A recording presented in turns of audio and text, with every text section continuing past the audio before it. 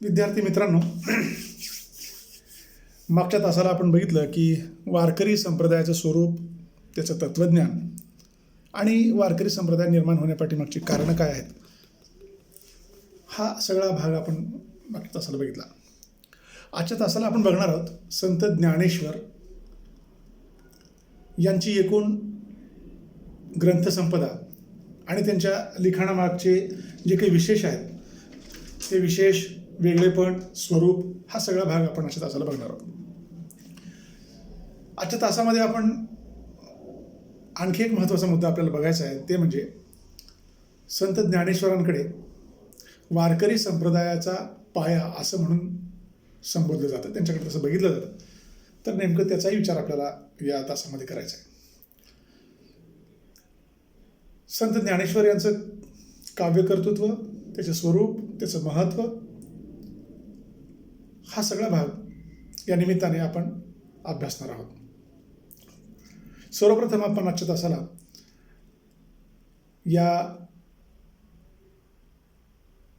संत ज्ञानेश्वर यांच्या एकूणच वाङ्मय कृतीच्या निमित्ताने जी चर्चा आपण करणार आहोत त्याची प्रस्तावना आपण आजच्या तासाला बघूया. जसं की आपण मागच्या तासाला बघितलेलं आहे की 13व्या शतकामध्ये वारकरी संप्रदायाची सुरुवात झालेली आहे. वारकरी संप्रदायाची सुरुवात ही संत ज्ञानेश्वर यांनी केलेली असल्यामुळं साहजिकच संत ज्ञानेश्वरांच्या लिखाणाची सुरुवातही तीच आहे. वास्तविक पंढरपूरच्या परिसरामध्ये विठ्ठलाबद्दल किंवा पंढरपूरच्या पांडुरंगाबद्दल मनामध्ये असणारे अनेक भक्त त्या काळामध्ये होते. ज्ञानेश्वरांच्या पूर्वीसुद्धा ते होतेच. पण तरीही वारकरी संप्रदायाच्या निर्मितीचा किंवा अद्यत्वाचा मान मात्र आपल्याला ज्ञानेश्वरांना द्यावा लागतो. त्याचं महत्त्वाचं कारण काय? त्याचं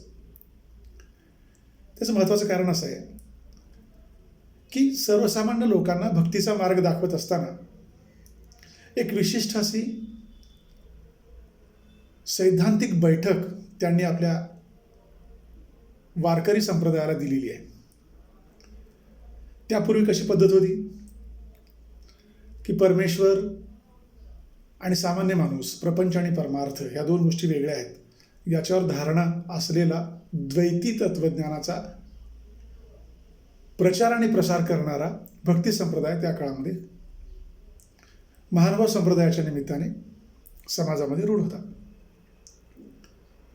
काहीसा अवघड, सर्वसामान्य लोकांना न पचेल न रुचेल, संसारापासून विरक्ती घ्यायला लावणारा, संन्यास घ्यायला लावणारा हा भक्ती संप्रदाय, ही विचारधारा, यापासून सर्वसामान्य माणूस काही का असेना पण फटकून वागत होता. सगळ्यांना हे पचेल, रुचेल, समजेल अशा पद्धतीचं नव्हतंच. आता काय करायचं मग? आता तर लोकांना सहजपणाने समजेल, रुचेल, साध्या सोप्या पद्धतीने भक्ती करता येईल, हा एक वेगळा विचार मांडला गेला पाहिजे, याची गरज त्या काळात निर्माण झाली. आणि सगळं साहित्य गरजेतून निर्माण झालं असं आपल्याला म्हणता येईल. संत ज्ञानेश्वरांनी ज्ञानेश्वरी लिहिली, भगवद्गीतेचं तत्वज्ञान मराठीमध्ये आणलं, सर्वसामान्य लोकांसाठी ते तत्वज्ञान खुलं केलं. कारण बहुजन वर्ग, बहुजन समाज हा निवळ मराठी बोली भाषा जाणणारा समाज होता. आणि या सगळ्या बहुजनांचं जे काही धार्मिक जीवन आहे ते सगळं धार्मिक जीवन संस्कृतमधील धर्मग्रंथावर आधारित होतं. आणि पर्यायाने व्हायचं काय की संस्कृतमधील धार्मिक जीवन जर समजून घ्यायचं असेल तर ब्राह्मणांना मध्यस्थ केल्याशिवाय दुसरा पर्याय नव्हता. ब्राह्मण हे मध्यस्थ होते. तर साहजिकच आहे, मध्यस्थ आहेत, केवळ त्यांनाच संस्कृत कळतंय याचा अर्थ शंकेला जागा होती. ज्या काही विधी व्रत सांगितले जायच्या त्यासाठी जितकं काही त्याला आपण म्हणूया की पूजेचं साहित्य आहे, दानधर्म आहे, जी सामग्री आहे, ह्या सगळ्यासाठी जो पैसा खर्च व्हायचा, ह्या सगळ्यांमधून काहीतरी त्यांचे हितसंबंध जोपासले जात असावेत, याला शंकेला जागा होती. आणि प्रत्यक्ष ज्ञानेश्वर हे सुद्धा जातीनं ब्राह्मण होते.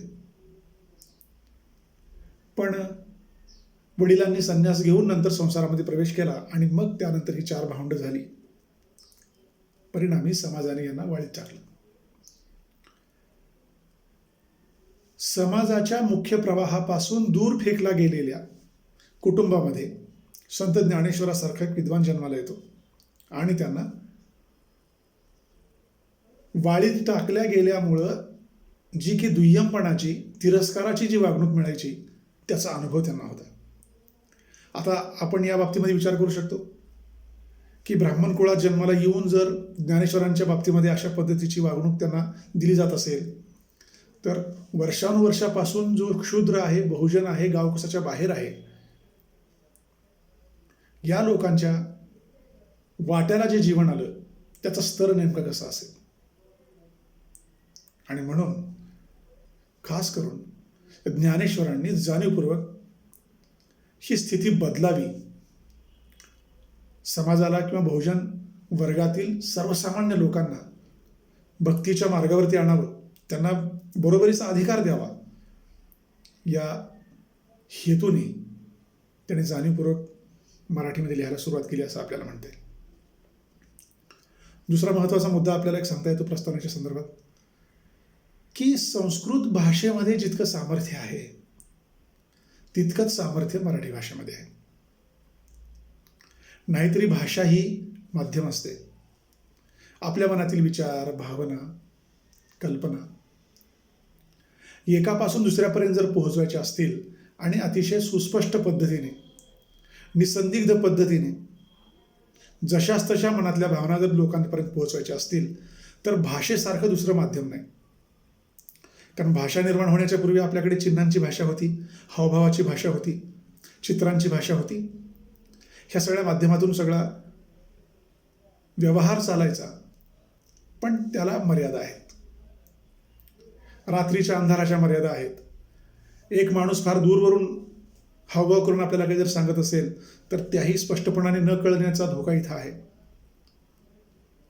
त्याचप्रमाणे ज्या हेतूने आपण आपल्या शरीराच्या अवयवांचा वेगवेगळ्या पद्धतीने हालचाल करून वापर करू, तोच नेमका हेतू बघणाऱ्याला जर लक्षात येत नसेल तर निश्चितपणाने या संभाषणामध्ये काही ना काही त्रुटी शिल्लक राहतील. म्हणजे सुस्पष्ट पद्धतीने व्यवहार करण्यासाठी, भाषिक व्यवहार करण्यासाठी भाषा हा एक सर्वोत्तम उपाय होता, माध्यम होता. आणि कालांतराने या मानव जातीच्या इतिहासामध्ये जर आपण बघितलं तर हळूहळू टप्प्याटप्प्याने या भाषिक उपयोजनाला सुरुवात झाली. एक एक शब्द, एक एक अक्षर, एक एक वर्ण सापडत गेलं आणि त्यातून त्याला समाज मान्यता मिळत गेली आणि मग हे समोर आलं आपल्या. हे सगळे विवेचन मी का करतोय तर ह्याचं कारणच एवढं आहे की भाषा हे एक माध्यम आहे आणि त्या माध्यमातून आपल्याला आपल्या मनातले विचार, आपल्या मनातल्या भावना सहजपणाने लोकांपर्यंत पोहोचवता येतात. आता नेमकं झालं असं की आपल्याकडे संस्कृत ही आदिम भाषा असल्यामुळं मोठ्या प्रमाणात लिखाण संस्कृतमध्ये झालेलं आहे. हे आपल्याला मान्य करावं लागतं. म्हणजे वेद असतील, शास्त्र असतील, पुराण असतील, महाकाव्य असतील, कितीतरी प्रचंड मोठा ठेवा समाजाला उपयोगी पडण्यासारखा, लोकांना उपदेश करण्यासारखा प्रचंड स्वरूपाचं तत्वज्ञान हा कितीतरी महत्त्वाचा संस्कृतीने जपून ठेवलेला जो ठेवा आहे, परंपरेनं जे काही आपल्यापर्यंत झिरपत आलं ते सगळं जे काही जपून ठेवलं गेलं, शब्दबद्ध केलं गेलं, ते सगळं त्या काळामध्ये संस्कृतमध्येच होतं. आणि आपलं हिंदू धर्म असल्यामुळं आपलं सगळं धार्मिक जीवन त्याच सगळ्या धर्मग्रंथावर आधारित होतं. पण अडचण ही आहे की आपल्याला ती भाषा मात्र शिकण्याचा किंवा शिकवण्याचा अधिकार नव्हता. अर्थातच ते कळणं, कळवून घेणं ह्या सगळ्यामध्ये प्रचंड अडचणी असणार होत्याच. आता हे सगळं दूर कसं करायचं तर ह्याला एकच उपाय होता, तो म्हणजे सर्वसामान्य लोकांना ज्या भाषेमध्ये पचेल, ज्या भाषेमध्ये कळेल, समजेल त्याच भाषेमध्ये सांगणं. आणि म्हणून ज्ञानेश्वरांनी खास करून मराठी भाषेतून लिहिण्याचा निर्णय घेतला आणि आपल्या संकल्पाप्रमाणे त्याने लिहायला सुरुवात केली असं आपल्याला म्हणते. बरं, त्याने लिहिलं आहे काय त्याच्यामध्ये? त्यांचा पहिला जो ग्रंथ आहे ज्ञानेश्वरी, त्याचं स्वरूप जे आपण नंतर पुढच्या तासाला बघणारच आहोत, त्यामध्ये आलं आहे काय तर संस्कृत भगवद्गीतेमध्ये जे तत्त्वज्ञान सांगितलं गेलेलं आहे ते तत्त्वज्ञान त्यांनी मराठीमध्ये आणलं. तात्पर्य काय की तत्त्वज्ञान जे संस्कृतमध्ये आहे तेच, फक्त बदल कुठे झाला, फक्त अभिव्यक्त करण्याची जी भाषा आहे किंवा तत्त्वज्ञान निरूपण करण्याची जी भाषा आहे त्या फक्त भाषेमध्ये बदल झाला. याबद्दलचे स्पष्ट उल्लेख ज्ञानेश्वरीमध्ये पण आलेलेच आहेत की माझा मराठाची बोलू कौतुके, परी अमृता तेही पैजा जिंके, ऐसी अक्षरी रसिके मिळवीन. परत एकदा मी ही ओवी आपल्यासमोर ठेवतो की माझा मराठाची बोलू कौतुके, परी अमृता तेही पैजा जिंके, ऐसे अक्षरे रसिके मिळवीन. अतिशय निसंदिग्धपणे, स्पष्टपणे मराठी भाषेमध्ये मी लिहितोय आणि ही मराठी भाषा अमृताशी पैजा जिंकेल इतकं सामर्थ्य त्यामध्ये आहे. आणि जर आपल्या बोलीभाषेमध्ये इतकं सामर्थ्य असेल, इतकी क्षमता असेल, तर विनाकारण संस्कृतचं ओझं डोक्यावर घेण्याची गरज नाही. याची गरज, याचं महत्त्व ज्ञानेश्वरांनी जाणलं आणि मग त्यांनी मराठीमध्ये जाणीवपूर्वक लिहायला सुरुवात केली. आता या ओळीमध्ये आपण मराठाची असा शब्दप्रयोग आलेला आहे. मराठा याचा अर्थ जात असा इथं आपल्याला घेता येत नाही. मराठा याचा अर्थ आहे की जे जे मराठी भाषिक आहेत ते सगळे, भाषेच्या अनुषंगाने ही संकल्पना इथं वापरली गेलेली आहे. आणि या भाषेबद्दलचं कौतुक, या भाषेबद्दलचा अभिमान, या भाषेचं सामर्थ्य, हे सगळं मी जाणीवपूर्वक इथं लिहीन आणि त्यातून संस्कृतमध्ये जे काही तत्त्वज्ञान आलं असेल ते सगळं मी तुमच्यासमोर मांडेन असा विश्वास इथं निर्माण केला. ज्ञानेश्वरीच्या निमित्ताने आणखी एक आपल्याला इथं मुद्दा सांगता येतो की ते असं म्हणतात की भाष्यकारा ते वाट पुसतू. म्हणजे ह्या तत्त्वज्ञानाचं जे मूळ आहे ते कुठं आहे, तर मागच्या काळात जे संस्कृतमध्ये लिहिणारे जे भाष्यकार होते, जे विद्वान होते, जे तत्त्वज्ञानी होते, त्या लोकांच्या पावलावर पाऊल ठेवून मी माझ्या परीने मराठी भाषेमध्ये ते तत्त्वज्ञान सांगण्याचं काम करतोय. अतिशय विनम्रपणाने ज्ञानेश्वरांनी हा सगळा विषय आपल्यासमोर मांडलेला आहे. अगदी ज्ञानेश्वरीचं कधी जर आपण पारायण केलं, मी असं का म्हणतोय तर आपण महाराष्ट्रात राहणारी माणसं, आपल्या प्रत्येक घरामध्ये एखाद व्यक्ती तरी असतेच की जी पंढरपूरच्या वारीला जाते, वारकरी असते, किंवा पंढरपूरचं विठ्ठल माहिती आहे, ज्ञानेश्वरी माहिती आहे, असं एकही कुटुंब, म्हणजे माहिती नाही असं एकही कुटुंब आपल्याला इथे सांगता येत नाही. प्रत्येक कुटुंबामध्ये ह्या गोष्टी आपल्याला माहिती आहेत. कधी ना कधी आपण ते ज्ञानेश्वरीचं पारायण केलेलं आहे. कधी ना कधी गावामध्ये चालू असलेल्या पारायणासाठी आपण बसलेलो आहोत. कधी ना कधी त्या पारायण आपल्या कानावरून गेलेलं आहे.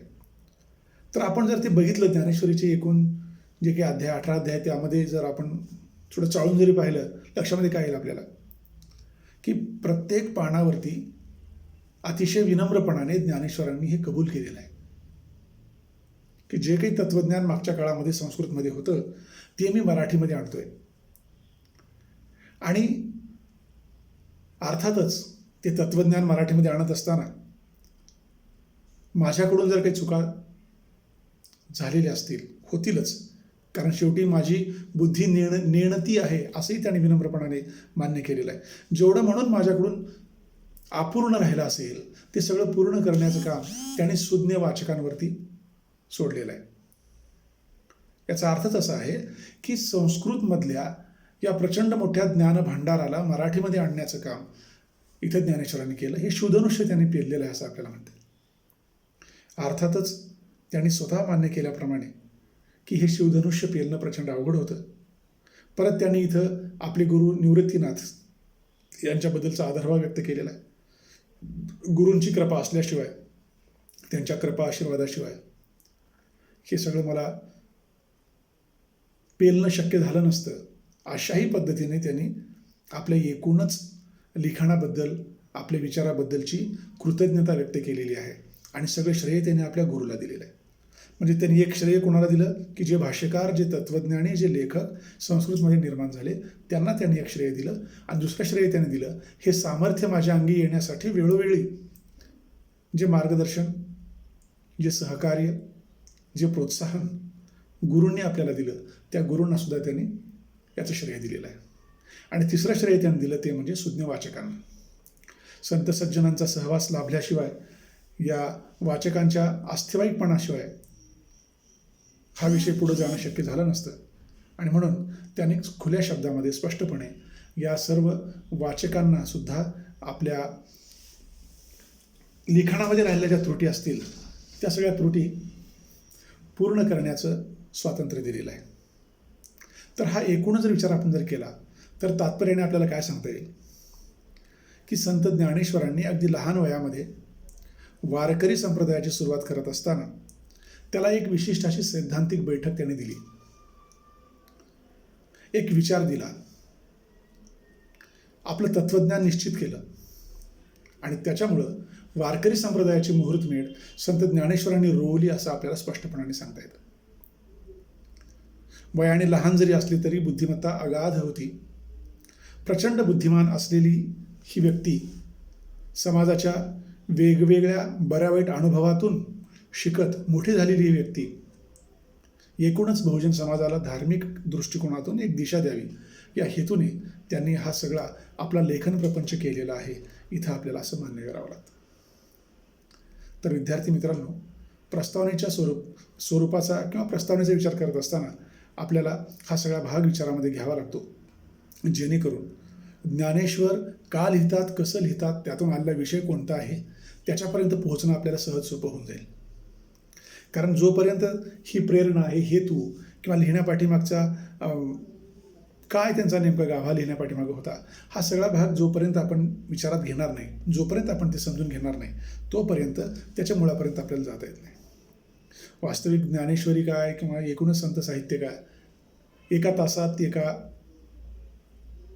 एक विषय म्हणून त्याला समजून घेणं, त्याला मर्यादा पडतात. खरं म्हणजे प्रचंड मोठं तत्त्वज्ञान त्यांनी याच्यामध्ये आपल्या लिखाणामध्ये आपल्याला दिलेलं आहे असं आपल्याला म्हणता येईल. आणि हे सगळं एका तासात समजून घेणं प्रचंड अवघड आणि मुश्किल काम आहे. पण तरीही मराठी साहित्याचे, वाङ्मयाचे विद्यार्थी म्हणून, अभ्यासक म्हणून जेव्हा आपण याच्याकडे बघू तेव्हा आपल्याला किमान हे माहिती असणं गरजेचं आहे की मराठी साहित्याची जी काही सुरुवात झालेली आहे, मराठीमध्ये लिखाणाची जी सुरुवात झालेली आहे, ती सुरुवात कुठून आणि कशी झाली, आणि अगदी सुरुवातीच्या काळामध्ये जे लिखाण हे सगळं झालं त्याचं नेमकं स्वरूप काय आहे, त्यावेळची भाषा कशी आहे, त्यावेळची वाक्यरचना कशी, हा सगळा भाग आपल्याला कळावा, याचा अंदाज तरी भाषेचा अभ्यासक म्हणून आपल्याला यावा, हा हेतू या पाठीमागे असतो. जेणेकरून पुढच्या काळामध्ये जेव्हा तुम्ही उच्च शिक्षित व्हाल, जर तुमच्या मनामध्ये जर इच्छा निर्माण झाली की आपल्याला खोलात जाण्याचा अभ्यास करायचा आहे, तर तुम्हाला त्या मार्गाने जाता येईल. त्याची ओळख आपल्याला या वाङ्मयाच्या इतिहासामध्ये थोडक्यात का असणं आपल्याला करता येतं. दुसरा एक महत्त्वाचा मुद्दा तो म्हणजे संत ज्ञानेश्वरांनी जाणीवपूर्वक ओवी हा छंद वापरलेला आहे.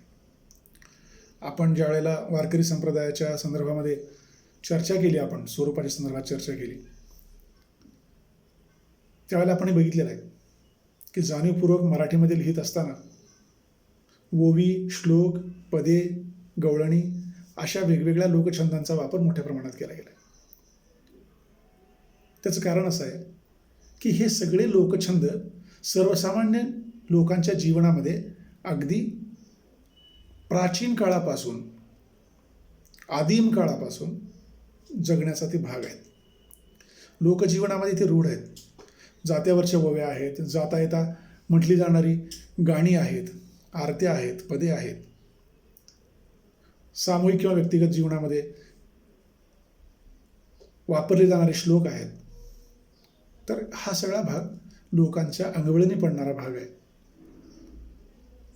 त्यांच्या दररोजच्या घडामोडीतील तो एक भाग आहे. हे ज्यावेळेला आपण विचारात घेऊ त्यावेळेला लक्षामध्ये काय येतं आपल्या की या लोकांना ज्या पद्धतीने सांगायला पाहिजे ती पद्धत म्हणून ह्या ओवीचा, श्लोकांचा वापर केला आहे. त्यांना तत्त्वज्ञान त्यांना तर सांगायचंच आहे, पण सांगत असताना त्यांना ज्या पद्धतीने जमेल, ज्या पद्धतीने त्यांना सहजपणाने ते रुचेल, अवगत होईल, त्याच पद्धतीने सांगितलं गेलं पाहिजे, ही एक भूमिका त्या पाठीमागची आहे. त्याचं कारण असं आहे की वारकरी संप्रदाय हा भक्ती संप्रदाय असल्यामुळं पांडित्याचं प्रदर्शन करणे किंवा आपल्या विद्वत्तेचं प्रदर्शन करणे हा हेतू इथं अजिबात नाही. लोकांना भक्तीच्या मार्गावर आणणे, लोकांना उपदेश करणे, संस्कृतामधील तत्त्वज्ञान मराठीमध्ये आणणे, हा प्रांजळ हेतू या लिखाणापाठीमागचा आहे. आणि म्हणून सर्वसामान्य लोकांना ज्या भाषेमध्ये पचेल, ज्या भाषेमध्ये पटेल, ज्या भाषेमध्ये त्यांना समजेल, त्याच भाषेचा वापर प्रामुख्याने इथे या सर्व संत कवींनी केलेला आहे असं आपल्याला म्हणता येईल. त्यांना भक्ती मार्गावरती चालत असताना आलेले जे अनुभव आहेत ते सगळे अनुभव त्यांनी आपल्या लिखाणातून आपल्यासमोर ठेवले. आणि ठेवत असताना सर्वसामान्य लोकांना ते कळणं अधिक महत्त्वाचं आहे, हा हेतू प्रामुख्याने त्यांनी डोळ्यासमोर ठेवला. आणि म्हणून त्यांनी ह्या सगळ्या लोकछंदांचा वापर केलेला आहे असं आपल्याला म्हणता येईल. अर्थातच संत ज्ञानेश्वर यांनी सुद्धा अशाच पद्धतीने लिखाण केलेलं आहे. स्वतःचं पांडित्य प्रदर्शन करावं हा हेतू त्यांच्या लिखाणात कुठेच आपल्याला बघायला मिळत नाही. तर लोकांना शहाणं करायचं आहे, समजून सांगायचं आहे, हाच हेतू प्रामुख्याने आपल्याला त्यांच्या लिखाणामध्ये दिसतो. तर विद्यार्थी मित्रांनो, प्रस्तावनेच्या दृष्टिकोनातून हे इतकं विवेचन आता पुरेसं झालं. तर येणाऱ्या पुढच्या तासाला आपण चर्चा करूया की ज्ञानेश्वरांची एकूण जे काही ग्रंथसंपदा आहे त्यामध्ये ज्ञानेश्वरी, अमृतानुभव, चांगदेव पासष्टी ह्या आणि एकूण त्यांचे अभंग हा सगळा भाग याचाही आपण विचार थोडक्यामध्ये करणार आहोत. तर आजच्या या तासाला, प्रस्तावनेच्या तासाला आपण इथेच थांबूया आणि उद्याच्या तासाला आपण परत एकदा ज्ञानेश्वरी घेऊन, त्याचं स्वरूप घेऊन किंवा एकूणच ज्ञानेश्वरांच्या ग्रंथसंपदेच्या बद्दल विचार आपण थोडक्यामध्ये करूया. इथे आपण थांबू. या संदर्भात जर आपल्याला काही शंका असतील तर जरूर आपण त्या मला विचाराव्यात आणि आपण त्याबद्दल परत एकदा चर्चा करणार आहोत. तर इथेच आपण थांबूया. धन्यवाद.